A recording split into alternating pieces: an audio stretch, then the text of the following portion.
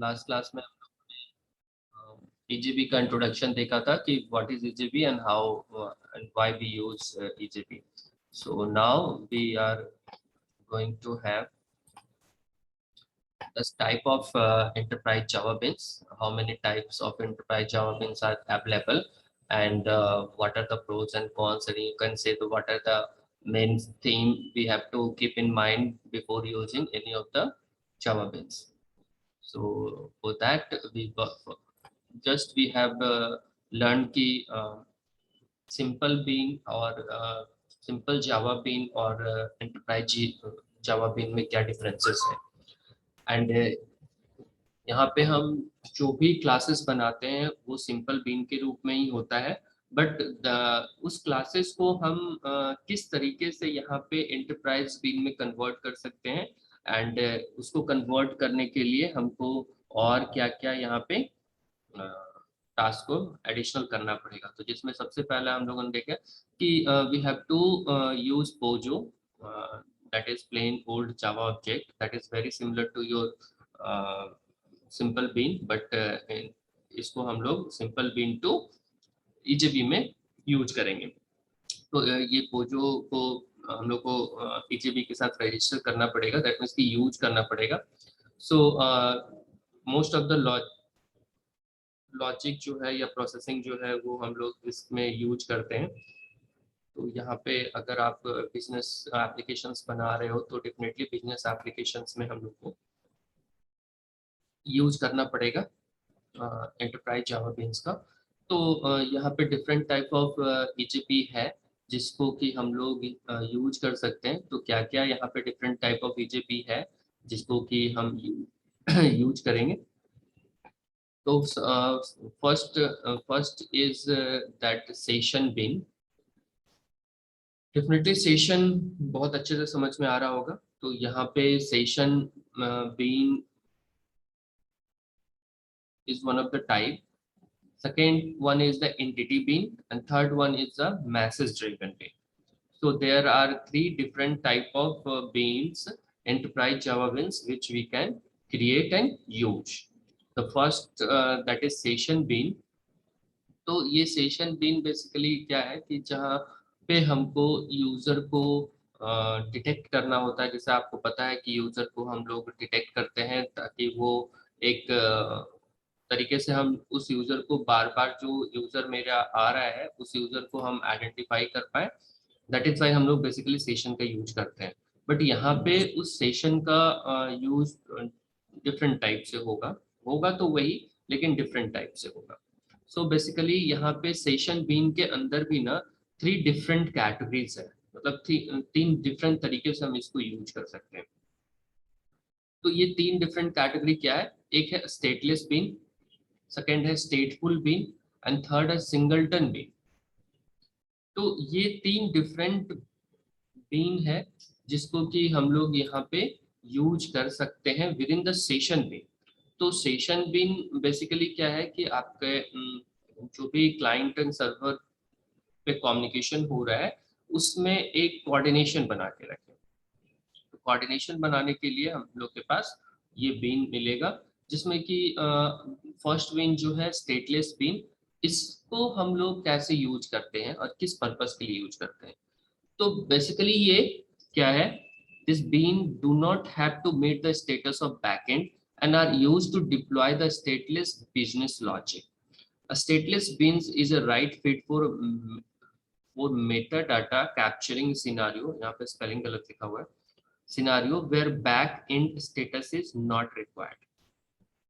That means कि हम stateless bean को वहाँ पे यूज करेंगे जहाँ पर मुझे डाटाबेस में उस पर्टिकुलर पर्सन का इंफॉर्मेशन मैनिपुलेट करने की जरूरत नहीं है और बैकएंड का बहुत ज्यादा यूज नहीं है.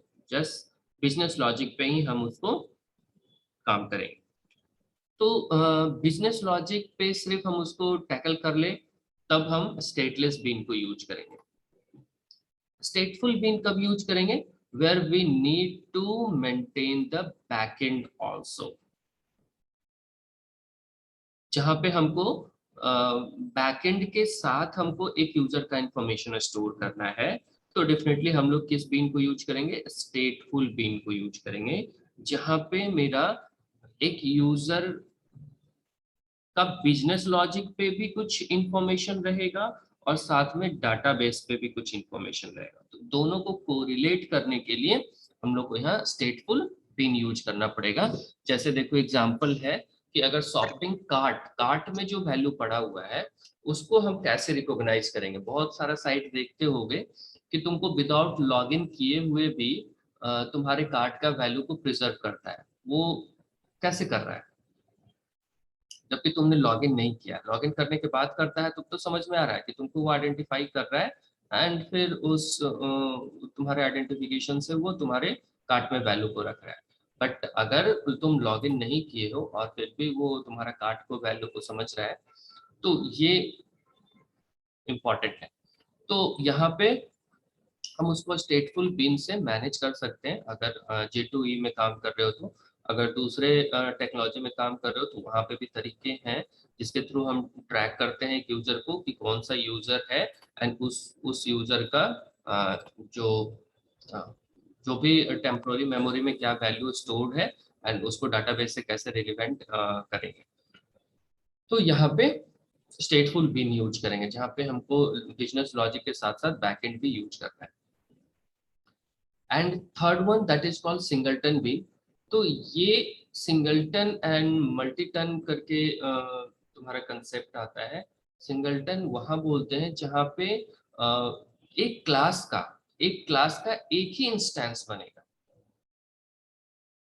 और वो पूरे एप्लीकेशन को फीड करेगा। तो अगर ऐसा कोई जरूरत है तो हम लोग सिंगलटन बीन बनाते हैं। से इसमें लिखा भी है, it refers to a class instantiated once and remain for the life cycle of an application. जब तक वो एप्लीकेशन रन करेगा तब तक एक ही क्लास उसको डाटा प्रोवाइड करेगा या जो भी तुम लॉजिक लिखो वो वहां पे मिलेगा।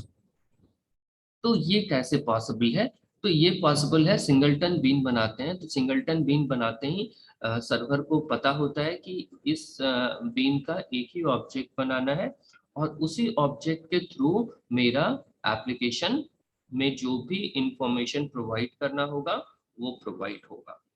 तो that is called singleton bean. तो किसी क्लास का सिर्फ एक इंस्टेंस बनाते हैं। अगर हम रिस्ट्रिक्ट करना चाहते हैं, बहुत बार ऐसा भी होता है कि अगर हम रिस्ट्रिक्ट नहीं करते हैं, जैसे अगर हम सिंपल क्लास बनाएंगे तो उसका कितना ऑब्जेक्ट कोई बना सकता है हम रोक नहीं सकते। ऑब्जेक्ट बनेगा तो मल्टीपल भी बन सकता है, बट आई वांट कि उस क्लास का ऑब्जेक्ट सिर्फ एक ही बने पूरे लाइव एप्लीकेशन में। तो उसके लिए हमको सिंगलटन बीन बनाना पड़ेगा। I don't want multiple object of a single class. तो in that case this features going to be use, जो कि सेशन बीन के अंदर है। तो बहुत अच्छे से समझ में आ गया होगा कि अगर हम सेशन बीन यूज कर रहे हैं तो within session bean we have three different categories.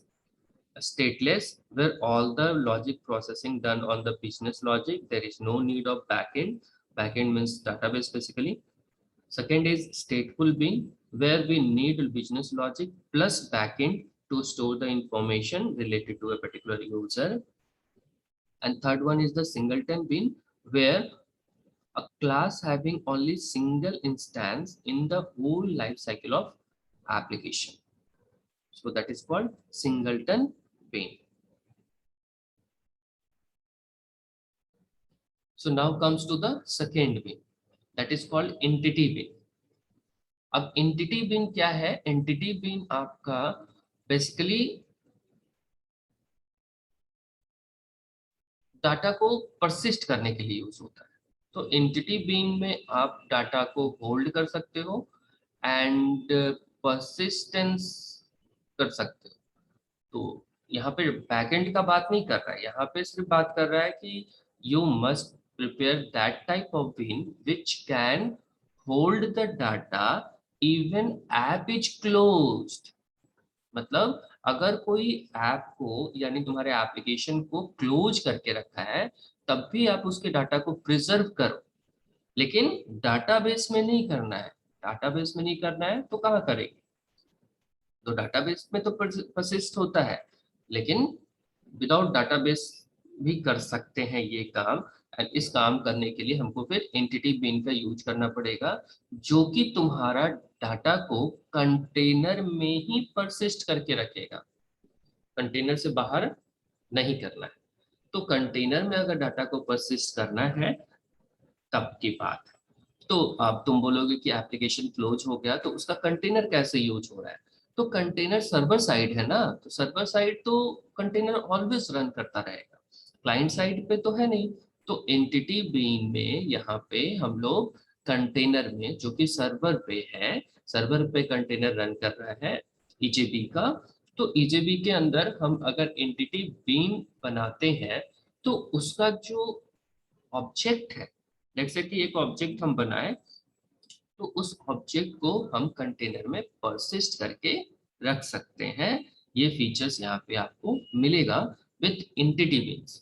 अगर एंटिटी बीन बनाते हैं तो हम ऑब्जेक्ट को परसिस्ट कर पाएंगे।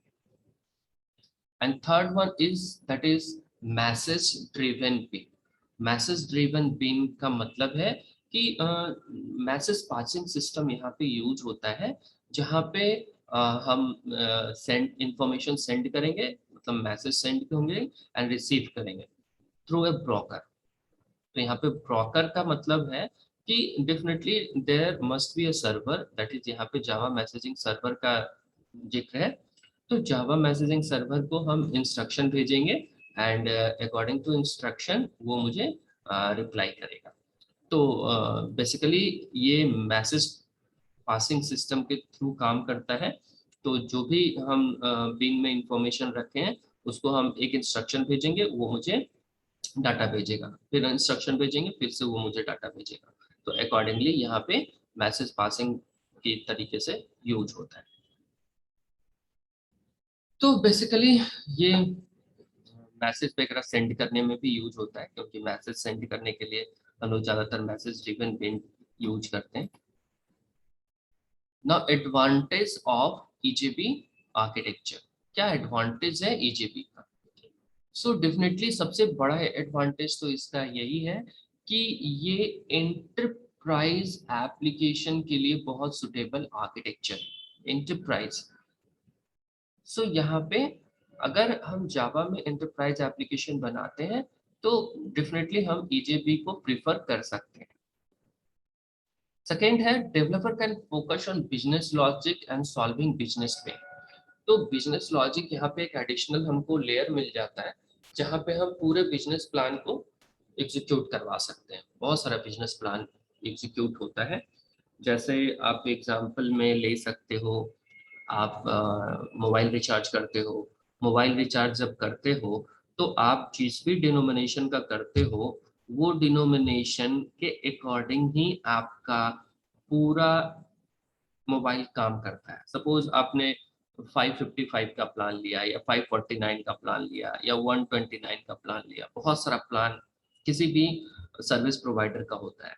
तो ये जो प्लान्स है ये पूरा बिजनेस लॉजिक पार्ट में हैंडल होने वाला एरिया है। तो आप जब प्लान लेते हो एंड जब प्लान आपका वर्क कर रहा होता है तो ये पूरा डिसीजन बिजनेस लॉजिक पे चल रहा होता है कि एक पर्टिकुलर यूजर ने 549 का प्लान लिया है एंड उसमें ये सारे फैसिलिटीज हैं।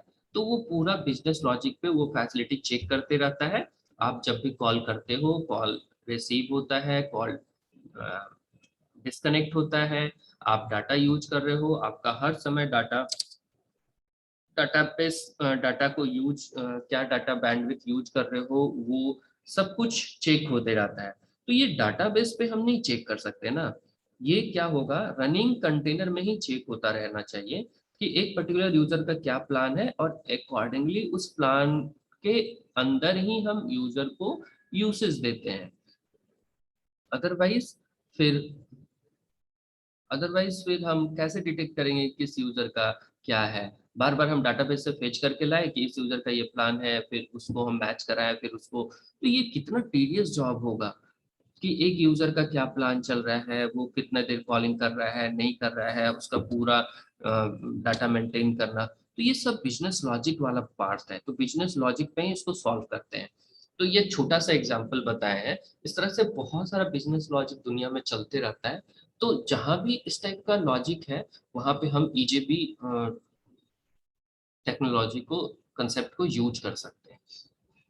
और भी इसके अलावा भी है, बार बार बोल रहे हैं, इसके अलावा भी बहुत सारा है, ये तुमको एक्चुअली सिलेबस में है इसलिए ईजीबी यहाँ पे तुमको पता चल रहा है। बट इसके अलावा और भी बहुत सारा तरीका है जिसके थ्रू हम बिजनेस लॉजिक को मेंटेन कर सकते हैं। The next one is the EJB container provides several services during the execution of B. Definitely a specialized container है, जिस कंटेनर के थ्रू हम बहुत सारा फैसिलिटी अवेल कर सकते हैं। जैसा कि हम लोग शुरू में ही पढ़े थे कि मल्टी थ्रेडेड इन्वायरमेंट देगा, और भी डिफरेंट टाइप ऑफ बीन्स है, उस बीन्स को किस तरीके से हैंडल करना है वो पूरा इन्वायरमेंट ये देगा। Just we need to create that type of beans, and उस बीन्स के लिए क्या फैसिलिटीज है वो ऑटोमेटिकली यहाँ पे प्रोवाइड हो जाएगा। तो ये सब बहुत सारा फीचर्स जो है वो कंटेनर मैनेज करता है, हमको मैनेज करने की जरूरत नहीं है। Just we need to create that type of beans which we required at a certain place or certain area of in your project. Then next one is है कि helping in building a robust, secured, large scale application. तो यहाँ पे ये line को हम पहले भी बता चुके हैं कि जब लार्ज स्केल का एप्लीकेशन होगा तो definitely we need certain architecture और framework that can solve our problem. तो जैसे ही हम किसी आर्किटेक्चर और फ्रेमवर्क को यूज करते हैं ना, तो उस आर्किटेक्चर में बहुत सारा सिक्योरिटी लगा हुआ होता है। तो वो सिक्योरिटी मुझे यहाँ पे बेनिफिट प्रोवाइड करता है, एंड डेफिनेटली ये प्री डिफाइंड आर्किटेक्चर है।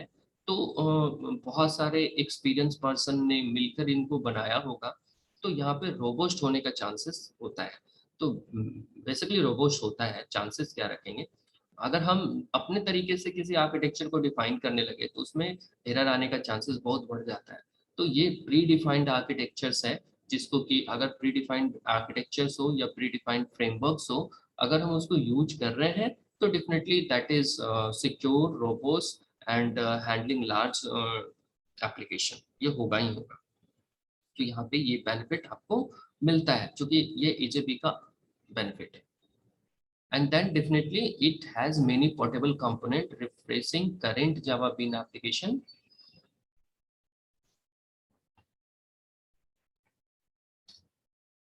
सो इट हैज, जैसा कि बता रहा कि यहाँ पे बहुत सारे पोर्टेबल कंपोनेंट्स भी हम लोग बनाकर रख सकते हैं, या इसमें भी है जो कि हम अगर चूंकि यहाँ पे लार्ज स्केल पे हम लोग काम कर रहे हैं तो कभी भी कुछ भी हो सकता है। तो पोर्टेबिलिटी फीचर्स भी यहाँ पे है कि अगर किसी दिन सर्वर में कोई प्रॉब्लम हो गया या कुछ भी ऐसा हो गया तो हम उसको पोर्ट करके दूसरे सर्वर पे या दूसरे एप्लीकेशन के साथ रन करा सकते हैं। तो that can be also achieved with EJB. तो ईजेबी चूंकि एक प्लगइन्स की तरह काम कर सकता है, किसी भी एप्लीकेशन में प्लगइन्स करो एंड उसका फैसिलिटी अवेल करो। तो इसलिए पोर्टेबल वर्ड यहाँ पे यूज किया हुआ है। पोर्टेबल पोर्टेबिलिटी यहाँ फीचर्स यहाँ पे हम लोग मैनेज कर सकते हैं। तो ये कुछ एडवांटेजेस है। इसका डिसएडवांटेजेस भी है जो कि यहाँ पे हम नहीं लिखे, तुमको मिलेगा बहुत सारी जगह पे डिसएडवांटेजेस भी मिलेगा। क्योंकि ये जब हम यहाँ पे लार्ज स्केल पे प्रोजेक्ट बना रहे हैं और किसी आर्किटेक्चर को यूज कर रहे हैं, तो डेफिनेटली उस आर्किटेक्चर के अपने प्रॉज एंड कॉन्स है, उसको तो यहाँ पे देखना ही पड़ेगा। जैसे कुछ एडवांटेज है तो कुछ डिसएडवांटेज भी होगा ही होगा। दूसरा कि अगर हम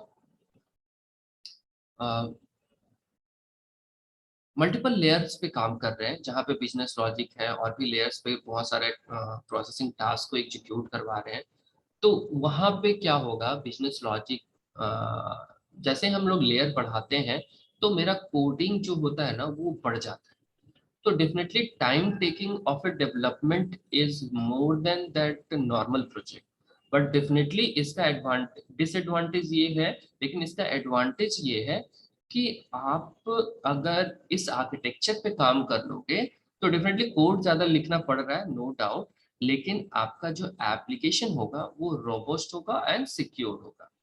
तो यहाँ पे थोड़ा सा इकोनॉमी भी इसमें ज़्यादा पड़ेगा, क्योंकि अगर टाइम ज़्यादा लग रहा है तो कॉस्टिंग भी डेफिनेटली ज़्यादा लगेगा।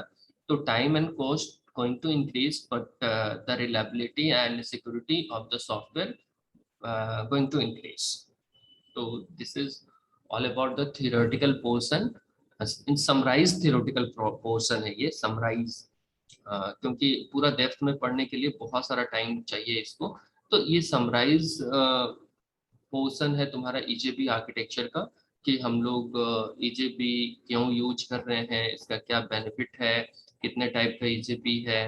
तो these are all the things. Yes.